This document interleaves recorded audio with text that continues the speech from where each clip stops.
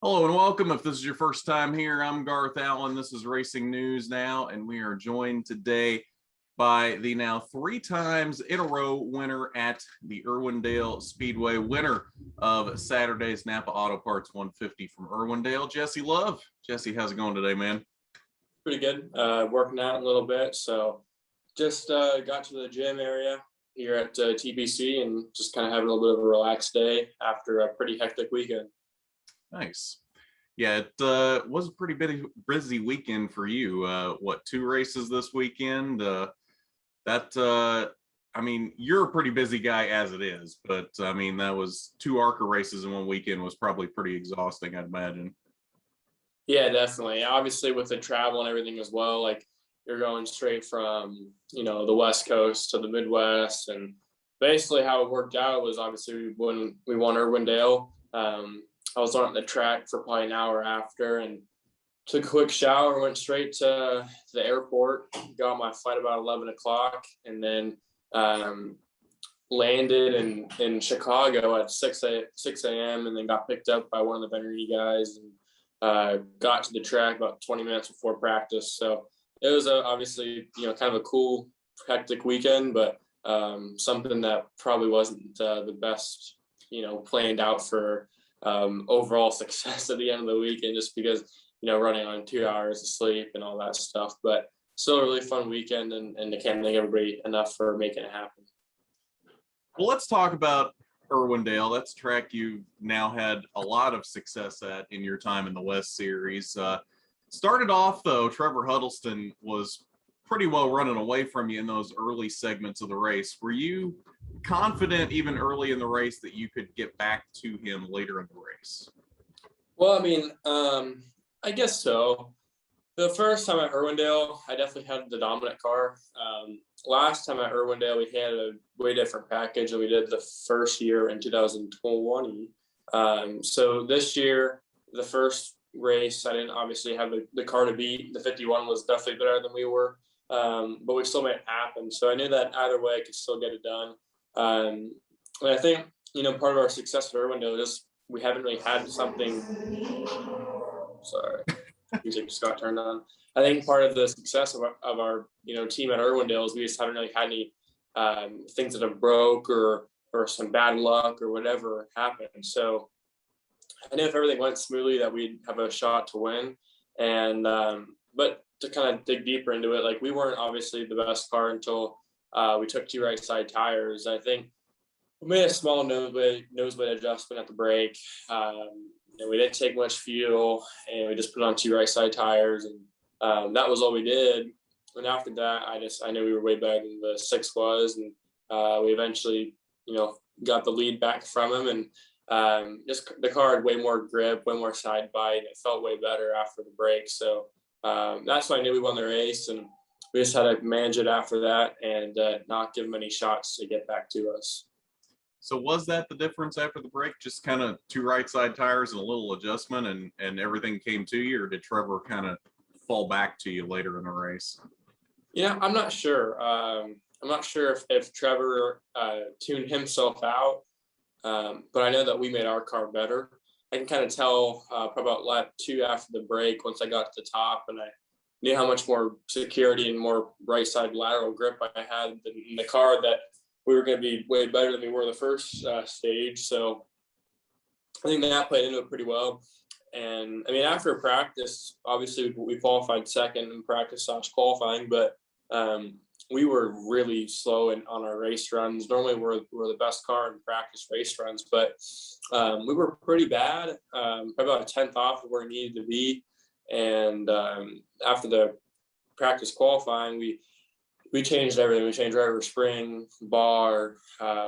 We made a left front adjustment. We changed our shock package in the rear of the car. I mean, we changed a lot of stuff just to kind of get ourselves back in the ballpark. I mean, halfway through practice, me and Travis just made the decision, put everything back to how we unloaded off the truck, and then we'll talk about it after practice.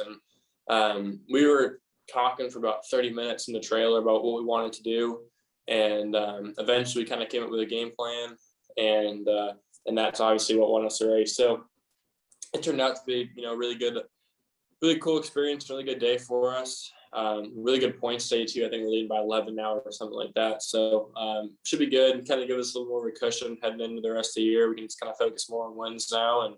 And so far it's been pretty cool, and it's going to be the point leader. Well, let's talk about Springfield a little bit too, since that just happened the next day as well. Fast early on up there, held down second for a long time. Then you fell back to 6th or 7th on a restart and never really seemed like you could get much past that. What was the difference once you fell back into the pack at Springfield? Yeah, it was a weird deal. I guess obviously I had really good speed in practice. Me and my teammate Corey were, first and second on our mock run speed. And I felt really good about it. I went to qualify. It was my first time running at Springfield and running in a dirt track that's a mile long, and my first time running on a dirt track in an ARCA car. So I wasn't sure what to expect. I knew that everybody else had already run, 2 or 3 races on dirt. So obviously I come from dirt, but it's so different with the big heavy stock car. And the biggest track that I've been on is probably a half mile on dirt, right? So overall, it was qualifying was a good effort. I think I missed it a little bit in 3 and 4. Just never qualifying there before. If I could do it again, I'm sure we'd be way better. Corey was really good, especially on a short run speed. But like I said, qualifying was all right. Qualified 3rd, and then I was able to get to 2nd on the start. I feel like we were a little bit better than Ty in the beginning, so I was able just to kind of get him out of the way, and we raced pretty hard for a while. And Corey was a little bit quicker than we were, but we were way quicker than, 4th, 5th, and those guys on back. So I felt confident in it. We got a little bit tight at the end of the first run, but we made a small adjustment after that. And after coming to the green, we had a decent run, but Ty was able to get down because Corey got in the corner really good, and Ty got his way down. And the second that he came down in front of me, took the air off my nose, and we just went straight. I had no idea how much dirty air played into effect at Springfield. I've raced at Iowa, Gateway, Phoenix. It's 10 times more than that. It's the biggest dirty air feeling I've ever had in my entire life. So wasn't expecting it. And the second that Ty came down, we lost the nose. And you get hung out to dry, and you're immediately in 6th, I think it was, where I came out of that on lap 2. So it was just a hard deal. Kind of talked and talked about the decision of just staying out after the break, getting track position, restarting as a leader. And that's what we did. And we were all right. I think we would have just run 3rd, but a lap car got in the way, and, the 46, of course, and Root's the lap car out of the way. And then he got to the bottom, and then I got hung out to dry. So if the lap car situation hadn't played out like that, I'm not sure where it would have ended up. Probably would have stayed in 3rd. I know that me and Taylor were actually racing, really hard and really clean, and had a good race for a long time. And I just think that I made some mistakes that I shouldn't have made throughout the day. It was, a day where we had a lot of speed, but being my first time there, I just made the mistakes that I shouldn't have made.